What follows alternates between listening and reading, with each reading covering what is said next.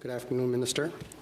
Last Wednesday marked the birthday of the late Jordan River Anderson, who inspired the creation of Jordan's Principle to ensure that no other First Nations children suffered like he did. Yet nearly 2 decades later, too many still struggle to get timely and equitable access to essential care.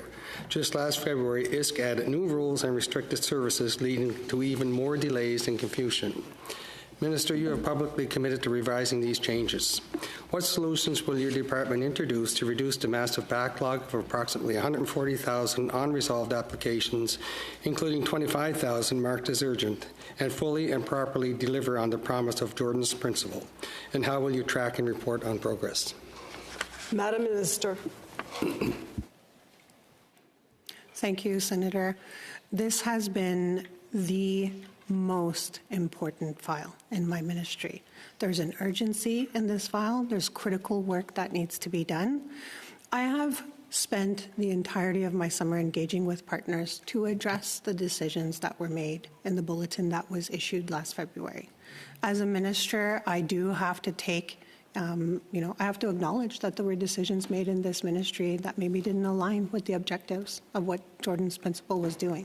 I also heard from the father of Jordan River Anderson early this year, who stated, "This program is a legacy to my son. This program needs to return to the place that it began with." For me as a minister, I'm going to respect the request of that family.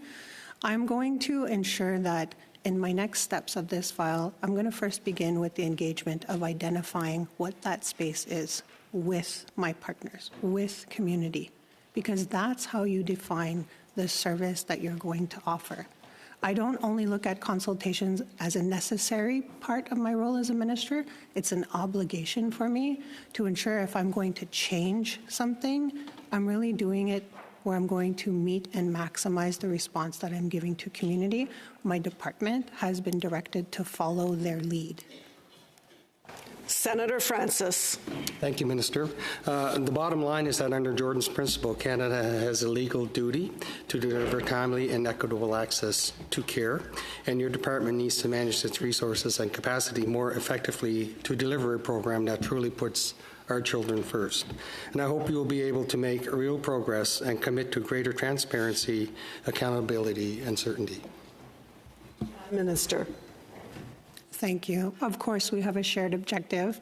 I've instructed my department to really come back to me with a strategy that ensures that the capacity that we have internally meets the needs of what we're doing with the engagement with our partners. Making sure that we have people in place that are able to respond to the backlog.